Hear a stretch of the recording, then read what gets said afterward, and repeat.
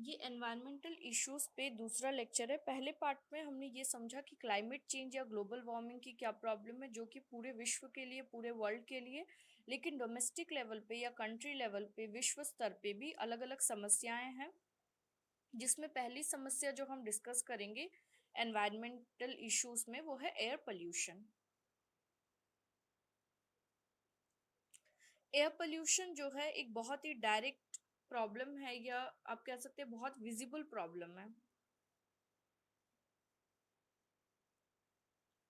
जैसे ही आप अपने घर से बाहर निकलते, अगर वातावरण में प्रदूषण है, एयर पोल्यूशन है, तो आपको तुरंत इस चीज का अनुमान लग जाता है। एयर पोल्यूशन से रिलेटेड जब भी पॉलिसीज बनती हैं, वो ज्यादा कारगर होती है in relation to CO2 emission, जिसका इफेक्ट लॉन्ग टर्म होता है। एयर पोल्यूशन का इफेक्ट जो है वो शॉर्ट रन में ही विजिबल होता है।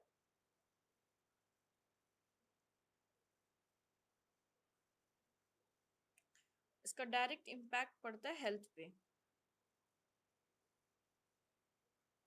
इससे रिलेटेड बहुत सारी संस्था है या इंस्टीट्यूशंस है जिन्होंने अपने रिपोर्ट्स दी हैं, जिस बात को सामने लाते हैं कि एयर पोल्यूशन जो है वो कितना क्रिटिकल प्रॉब्लम है और हेल्थ पे जो उसका इफेक्ट है बहुत ही हार्मफुल होता है।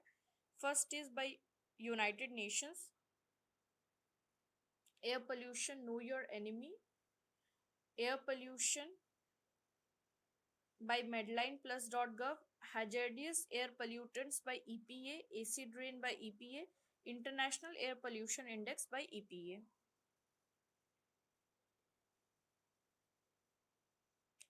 यहाँ पे आप एक फिगर देख सकते हैं जहाँ पे आंकड़ा दिया गया है कि अगर प्रदूषण है, एयर पोल्यूशन है, तो उससे होने वाले जो डेथ रेट्स हैं या डेथ हैं, उनका डेटा जो है यहाँ पे विजिबल है।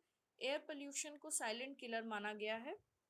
Air pollution is a major environmental risk to health. By reducing air pollution level, countries can reduce a stress level, heart disease, lung cancer, and other acute breathing problems. Stress level, heart disease और lung cancer, तीनों को ही कम किया जा सकता है अगर air pollution को कम किया जाए। ये माना जाता है कि प्रत्येक वर्ष 7 मिलियन जो मनुष्य हैं या व्यक्ति हैं, उनकी जो मृत्यु होती है वो एयर पोल्यूशन की वजह से होती है, जो both indoor and outdoor air pollution की वजह से होती है। फिगर के डाउनवर्ड पार्ट में आप देख सकते हैं, यहाँ पे दिया गया है कि पूरे वर्ल्ड में अलग अलग रीजन्स में कितने लोगों की डेथ जो है वो एयर पोल्यूशन की वजह से होती है। उसमें आप ये देख सकते हैं कि इंडिया जो कि साउथ ईस्ट एशिया रीजन में फॉल करेगा, उसमें ओवर 2 मिलियन डेथ जो है वो एयर पोल्यूशन के लिए होती है। उसी तरीके से वेस्टर्न पैसिफिक रीजन के लिए ये ओवर 2 मिलियन है, अफ्रीकन रीजन के लिए नियरली 1 मिलियन है, और बाकी जो कंट्रीज हैं उनके लिए ओवर 5 लाख का जो है आंकड़ा इसमें आप देख सकते हैं। Over 3 lakh and over 5 lakh death जो है वो एयर पोल्यूशन की वजह से होते हैं। तो इससे ये समझ में आता है कि एयर पोल्यूशन जो है वो डायरेक्टली रिलेटेड है डेथ रेट्स के साथ।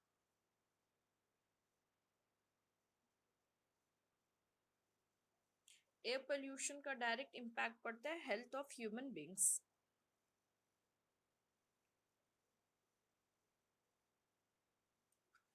इस फिगर में आप देख सकते हैं कि ओजोन डिप्लीशन को फिगर में दिखाया गया है। ओजोन होल एक्सप्लेन नासा के द्वारा ये पब्लिश किया गया है। इसमें आप देख सकते हैं कि जैसे जैसे ओजोन लेयर जो है उसमें छेद होता है या डिप्लीशन होता है, तो जितने क्लोरोफ्लोरोकार्बन से अदर गैसेस हैं जो ओजोन लेयर को डिप्लीट करते हैं, उसके वजह से जितनी हार्मफुल यूवी रेज हैं वो अर्थ के एटमॉस्फेयर में आ जाती है, और इसका भी डायरेक्ट इम्पैक्ट पड़ता है हेल्थ पे।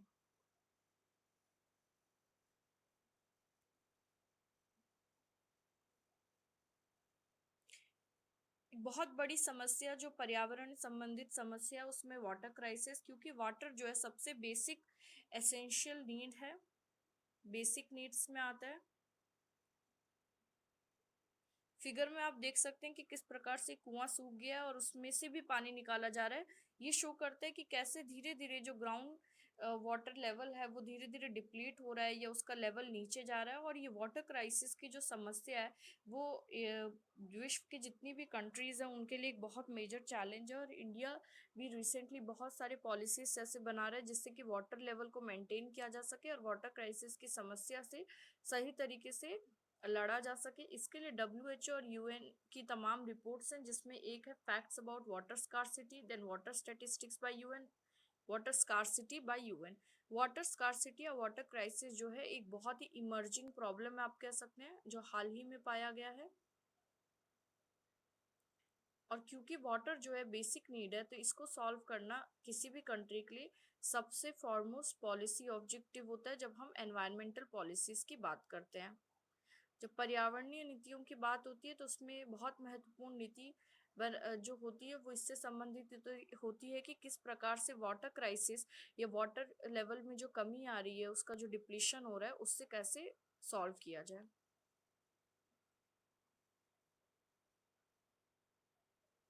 Another important problem is ocean and coastal threats. जो कोस्टल रीजन है या जो ओशन में अलग अलग आप कह सकते हैं वाइल्ड लाइफ तो नहीं, जिससे हम कह सकते हैं कि अलग अलग स्पीशीज है, मराइन लाइफ है, उस पर क्या प्रभाव पड़ता है क्लाइमेट चेंज का या ग्लोबल वार्मिंग का, इसको अलग अलग इंस्टीट्यूट्स ने स्टडी किया है। First is biggest threats to our oceans by WEF, low oxygen dead zones by UNESCO, facts and figures on marine pollution by UNESCO, the Great Pacific Garbage Patch by NOAA, Global Warming and Coral Reefs National Wildlife Federation, Global Warming's Impact on Coral Reefs, NOAA। हम ये पाते हैं कि जो marine life है उसका climate change की वजह से, ग्लोबल वार्मिंग की वजह से, क्लाइमेट वेदर पैटर्न की वजह से बहुत ही इंपॉर्टेंट इफेक्ट पड़ता है। और जो कोरल रीफ्स है वो भी धीरे धीरे डिप्लीट हो रही है। अगर इंडियन कॉन्टेक्स्ट में बात करें तो अंडमान निकोबार में ये पाया गया है कि जो कोरल रीफ्स है वो उन उसमें जो वैरायटी है वो धीरे धीरे जो है वो डिप्लीट हो रही है या खत्म हो रही है।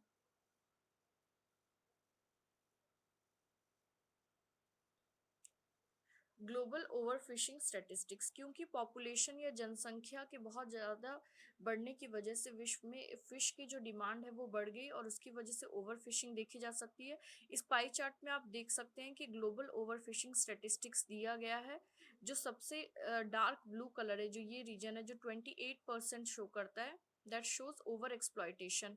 पूरे वर्ल्ड में 28% जो है वो ओवर एक्सप्लॉयटेशन है जब हम फिशिंग की बात करते हैं। लाइट ब्लू कलर जो है उससे आप देख सकते हैं मॉडरेटली एक्सप्लॉइटेड जो कि 12% है। ऑरेंज कलर जो है both dark 3% and light orange 3% दिखाता है under exploited and depleted. Red colour में जो 1% है,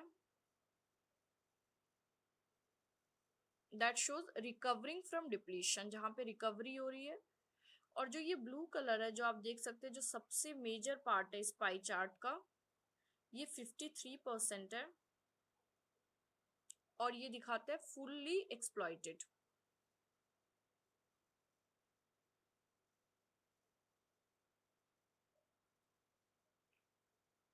वेटलैंड्स जो हैं उनकी बहुत महत्वपूर्ण भूमिका होती है बायोडाइवर्सिटी में।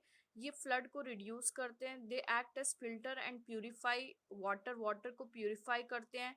Cropland for rice and sago palm, rice के लिए और सैगो पाम के लिए ये एक तरीके से क्रॉपलैंड का काम करते हैं। Provides coastal storm protection, coastal area में जो स्टॉर्म्स आते हैं, आंधी आती है, उसके लिए प्रोटेक्शन का काम करते हैं wetlands. It reduces coastal erosion, coastal areas में होने वाले जो सॉइल इरोजन है उसको ये बचाते हैं।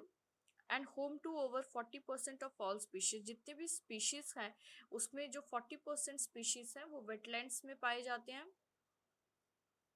रिफ्यूज फॉर माइग्रेटिंग बर्ड, जितने माइग्रेटिंग बर्ड्स है जो अलग देशों से आते हैं उनके लिए ये एक हैबिटेट प्रोवाइड करते हैं। सोर्स ऑफ मेडिसिन, यहाँ से मेडिसिन मिलते हैं। रिक्रिएशन एरियाज, रिक्रिएशन के लिए लोग अपनी छुट्टियों में हॉलीडेज में यहाँ पे जाते हैं वेटलैंड एरिया विजिट करने के लिए। तो वेटलैंड जो है बहुत ही इंपॉर्टेंट पार्ट है बायोडाइवर्सिटी का। और जैसे जैसे क्लाइमेट चेंज हो रहा है वेटलैंड्स जो है वहाँ पे हम देख सकते हैं कि जो ज्यादातर स्पीशीज हैं वो लगातार खत्म हो रही है और वेटलैंड जो है वो भी धीरे धीरे खत्म हो रहा है, उसका जो कवरेज है, एरिया कवरेज है, वो धीरे धीरे वेटलैंड्स का रिड्यूस हो रहा है। और ये पाया गया है वर्ल्ड वाइल्ड लाइफ फंड के द्वारा थ्रेट्स टू वेटलैंड्स रिपोर्ट में about wetlands bye US geological society. तो वेटलैंड्स जो है उन पे भी एक बहुत बड़ा खतरा है, क्योंकि क्लाइमेट चेंज की वजह से वेटलैंड्स का जो एरिया कवरेज है वो धीरे धीरे रिड्यूस हो रहा है।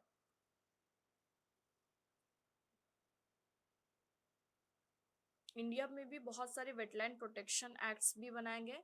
जेनेटिक इंजीनियरिंग की बात करें तो जेनेटिक इंजीनियरिंग मतलब अगर मॉडिफाई करके फूड प्रोड्यूस किया जाता है तो उसको जेनेटिक इंजीनियरिंग कहते हैं, और इसका डायरेक्ट इम्पैक्ट पड़ता है हेल्थ पे। इसको स्टडी किया गया यूनियन ऑफ कंसर्न साइंटिस्ट के द्वारा, impacts of genetic engineering.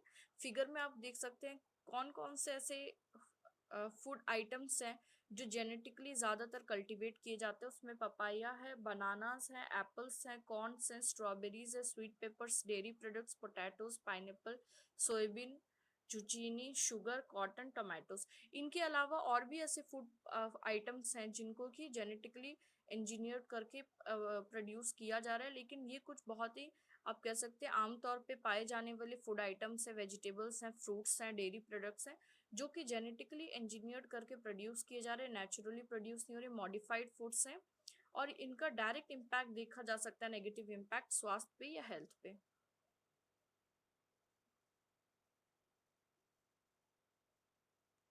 Forest destruction या डिफॉरेस्टेशन जो है ये भी एक बहुत इंपॉर्टेंट चैलेंज है, और इसको यूएनएफएओ के द्वारा रिसोर्स असेसमेंट 2010 में कुछ की फाइंडिंग्स आई हैं।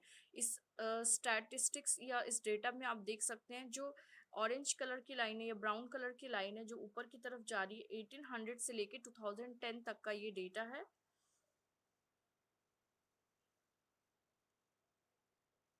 इसमें आप देख सकते हैं कि लगातार जो है वो पॉपुलेशन जो है वो इंक्रीज हो रही है, जो कि ब्राउन लाइन से दिखाया गया है।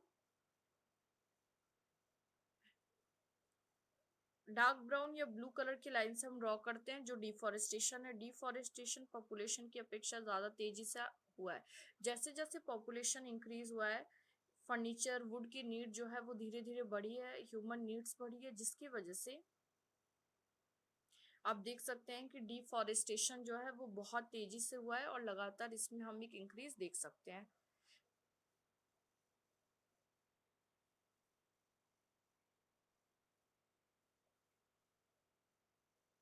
इंडस्ट्रियल एग्रीकल्चर या प्राइमरी सेक्टर की बात करें, फार्म एनिमल्स की बात करें, तो इसमें भी पाया गया है कि जो पहले एग्रीकल्चर लैंड था, जितने हेक्टर्स पे खेती होती थी, वो भी निरंतर उसमें भी गिरावट आई है, जो कि बहुत सारे इंस्टीट्यूशंस के द्वारा पाया गया है। जिसमें पहले industrial agriculture by union of concern scientist, life stock a major threat to environment, UNFO, ऐसे माना गया है बहुत सारी स्टडीज में। जो लाइफ स्टॉक है, जो डेयरी एनिमल्स है, उनके द्वारा भी ग्रीन हाउस गैस एमिशन होता है, और जिसकी वजह से क्लाइमेट चेंज हो रहा है, लेकिन उसका प्रतिशत जो है वो हमेशा बिलो 18%, या आप कह सकते हैं लेस देन 18% पाया गया है, जो कि बहुत इंपॉर्टेंट फैक्टर नहीं है। UN food and agriculture organisation wants 25% of land highly degraded. United Nations food and agriculture या यूएनओ एफएओ के द्वारा ये पाया गया है कि 25% जो है लैंड वो हाईली डिग्रेडेड है, या वहाँ पे खेती करने योग्य जमीन जो है वो बहुत कम है। ग्लोबल डिस्ट्रीब्यूशन ऑफ फार्म्स में यहाँ पे सब सहारन अफ्रीका को लिया गया है, जिसमें ये देखा गया है कि global distribution of farm below 10 hectares जो है वो कितना है। और इसमें आप देख सकते हैं कि बिलो 10 हेक्टर्स जो है वो बहुत ज़्यादा एरिया जो है वो बिलो 10 हेक्टर्स है। दूसरा जो ग्राफ है उसमें दिया गया है global distribution of farms over 10 hectares. Over 10 hectares में भी आप देख सकते हैं कि अलग अलग जो कंट्रीज है उनके लिए अलग अलग ये है। एशिया के लिए बिलो 10 हेक्टर्स जो है सबसे ज्यादा है, 85%। ये जो रेड एरिया आप देख रहे हैं पहले पाई चार्ट में, ये एशिया के लिए है, जो कि 85% है। दूसरे ग्राफ में जब distribution of farms over 10 Hector है, ये अमेरिका के लिए 46% सबसे हाईएस्ट है।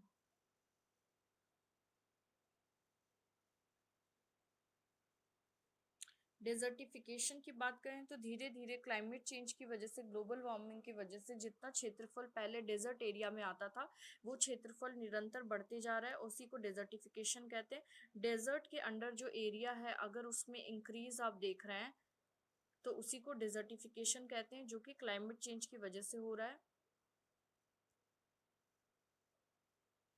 UN convention to combat desertification, इसमें कॉजेस बताए गए। UN convention to command desertification, इसमें कॉन्सिक्वेंसेस भी बताए गए किस वजह से डिजर्टिफिकेशन होता है, जो कि प्रमुख कारण हमने बताया ग्लोबल वार्मिंग है, और कि इसका इम्पैक्ट जो है डेजर्ट्स के बढ़ने का इम्पैक्ट जो है वो ह्यूमन लाइफ में या अदर स्पीशीज पे क्या पड़ेगा, ये भी UN convention to combat desertification में बताया गया है।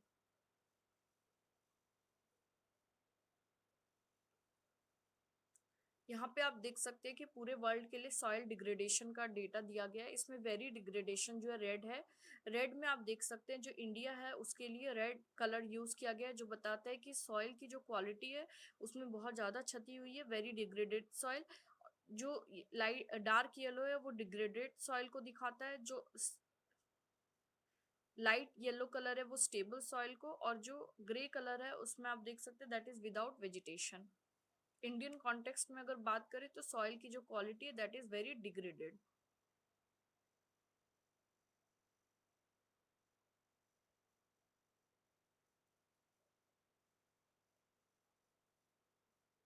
हैबिटेट डिस्ट्रक्शन की बात करें तो जितने भी स्पीशीज हैं क्लाइमेट चेंज की वजह से, ग्लोबल वार्मिंग की वजह से, वेदर पैटर्न के चेंज होने की वजह से बहुत सारे फॉरेस्ट एरिया जो है वो खत्म होते जा रहे हैं, डिफॉरेस्टेशन हो रहा है, डेजर्टिफिकेशन हो रहा है, जिसकी वजह से जो हैबिटेट है, जो रहने की जगह है अलग अलग पशु पक्षियों और अलग अलग पेड़ पौधों की, वो धीरे धीरे खत्म हो रही है, जिसकी वजह से आईयूसीएन के द्वारा लगातार बहुत सारे ऐसे स्पीशीज हैं जो कि एंडेंजर्ड और वल्नरेबल लिस्ट में शामिल हो रहे हैं।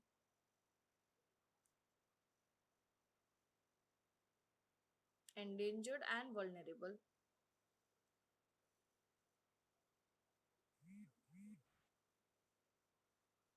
टॉक्सिक केमिकल्स जो है वो दर्शाते it's a form of waste.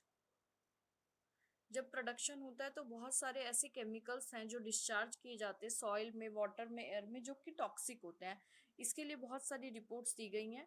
पल्यूटिंग planet और toxic body burden, national report on human exposure to environmental chemicals, toxic release inventory. Toxic chemicals का जो इम्पैक्ट है वो ह्यूमन बींग्स के साथ साथ अदर स्पीशीज पे भी देखने को मिलता है। इस स्लाइड में हम एक डेटा देख सकते हैं कि टॉक्सिक केमिकल्स जो है वो ह्यूमन बींग्स में किस प्रकार से पाए जा रहे हैं। BPA is found in 9 out of 10 American. Thalitis and BPD flame retardants are found in 99% of pregnant women. 232 toxic chemicals were found in umbilical cord blood for US newborns. ये दर्शाते हैं कि किस तरीके से जो टॉक्सिक हैं या टॉक्सिक केमिकल्स हैं उनका परिमाण जो है वो कितना ज़्यादा बढ़ रहा है, कि निरंतर वो हमारे फूड चेन में भी आ रहा है, और ये पाया जा रहा है कि टॉक्सिक केमिकल्स जो है वो ह्यूमन बींग्स में उनकी जो मात्रा है वो धीरे धीरे बहुत ज़्यादा बढ़ रही है। हाइड्रोलिक फ्रैक्चरिंग या नेचुरल गैस की अगर बात करें तो नेचुरल गैस भी एक सोर्स ऑफ एनर्जी है।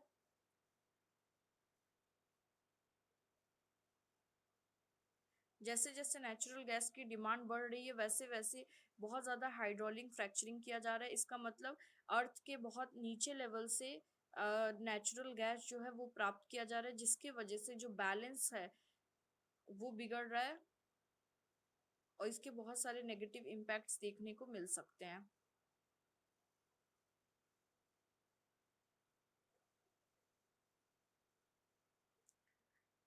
रिसेंटली बहुत ज़्यादा जो चर्चा में एक प्रॉब्लम रही है वो है वर्ल्ड हंगर की या ग्रोइंग फूड क्राइसिस की, और यहाँ पे हम बात कर सकते हैं फूड सिक्योरिटी की। क्योंकि हमने देखा कि ग्लोबल वार्मिंग का जो जिस सेक्टर पे सबसे ज़्यादा प्रभाव पड़ रहा है वो है प्राइमरी सेक्टर या एग्रीकल्चर सेक्टर या कृषि क्षेत्र, और अगर इस पे प्रभाव पड़ रहा है तो फूड सिक्योरिटी की जो प्रॉब्लम है वो आने वाले समय में और अभी प्रेजेंट टाइम में भी बहुत उभर के सामने आ रही है। जितनी फूड की नेसेसिटी या फूड डिमांड है पूरे वर्ल्ड में वो उतनी फूड प्रोडक्शन नहीं हो रहा है, क्योंकि ग्लोबल वार्मिंग या क्लाइमेट चेंज की वजह से सीधा असर जो है फार्मिंग पे पड़ रहा है या एग्रीकल्चर प्रोडक्ट्स पे पड़ रहा है। और इसमें बहुत ही इंपॉर्टेंट एक रिपोर्ट है जो हंगर ओवरव्यू है, जो दी गई है यूएन वर्ल्ड फूड प्रोग्राम के द्वारा।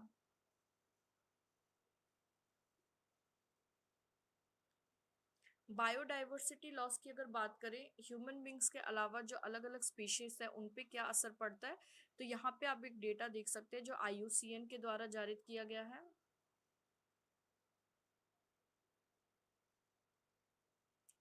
यहाँ पे जो एकदम डार्क ऑरेंज कलर है वो क्रिटिकली एंडेंजर्ड स्पीशीज के लिए यूज किया गया है, और जो लाइट ऑरेंज है वो एंडेंजर्ड और वल्नरेबल के लिए।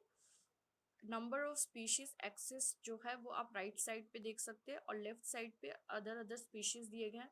Plants, fresh water fish, invertebrates, amphibians, reptiles, mammals and birds. इसमें आप देख सकते हैं कि 12% से लेके 70% तक अलग अलग स्पीशीज जो हैं वो क्रिटिकली एंडेंजर्ड और वल्नरेबल की कैटेगरी में आते हैं, जो ये शो करता है कि कैसे क्लाइमेट चेंज का इम्पैक्ट जो है वो अदर स्पीशीज पे भी देखने को मिलता है, और इनडायरेक्टली ये ह्यूमन बींग्स को भी आने वाले समय पे अफेक्ट करेगा।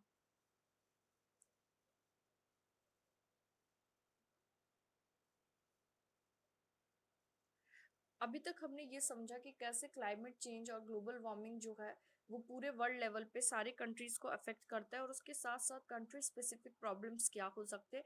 इसकी वजह से एक सर्वे कराया गया 2013 में, जिसमें एनवायरमेंटल डिजास्टर से रिलेटेड क्वेश्चन पूछा गया था कि to what extent do you agree और disagree we are heading for environmental disaster unless we change our habitats quickly.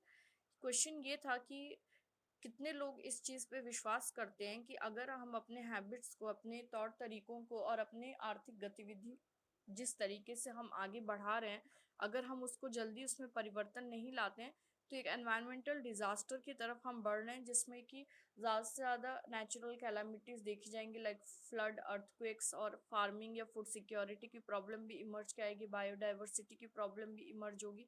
तो इसका आंसर जो है अलग अलग कंट्रीज के लिए ये किया गया था आईपीओएसओ के द्वारा, जो कि एक ऑनलाइन सर्वे था जिसमें 16,000 एडल्ट जो है अलग अलग कंट्री के शामिल हुए थे वर्ष 2013 में। जिसमें आप देख सकते हैं लेफ्ट साइड में US, Japan, Poland, Australia, Sweden, Canada, Spain, Russia, Belgium, France, Germany, southern Korea, Brazil, India, south Africa, Turkey, Argentina, Italy, China के लोगों से पूछा गया। तो जो green colour, dark green colour में आप देख सकते हैं लाइन है, जो कि 70-80% शो करता है कि लोग जो है इससे एग्री हुए हैं। लोगों का ये मानना है कि वो इस चीज़ से सहमति जताते हैं कि अगर इस तरीके से हम अपने इकोनॉमिक ग्रोथ करते रहेंगे और अपने हैबिट्स चेंज नहीं करेंगे, तो हम एक एनवायरमेंटल डिजास्टर की तरफ आगे बढ़ रहे हैं। और जो रेड कलर है वो डिसएग्री को दिखाते हैं, जिसका प्रतिशत जो है कंपेरेटिवली एग्री जो लोग हैं उससे बहुत ही कम है। तो जनमत भी ये मानता है कि जो एनवायरमेंटल डिजास्टर है वो आने वाले समय पे देखा जा सकता है। अगर हम रिसेंट न्यूज़ की तरफ डायरेक्शन में जाएं, तो हम देख सकते हैं कि रिसेंट टाइम पीरियड में अर्थक्वेक, फ्लड, सुनामी, हरिकेन्स, इन सब की आप कह सकते हैं फ्रीक्वेंसी रही है पूरे विश्व में, वो बहुत ज़्यादा रही है, और ये दर्शाता है कि हम धीरे धीरे एनवायरमेंटल डिजास्टर की तरफ आगे बढ़ रहे हैं।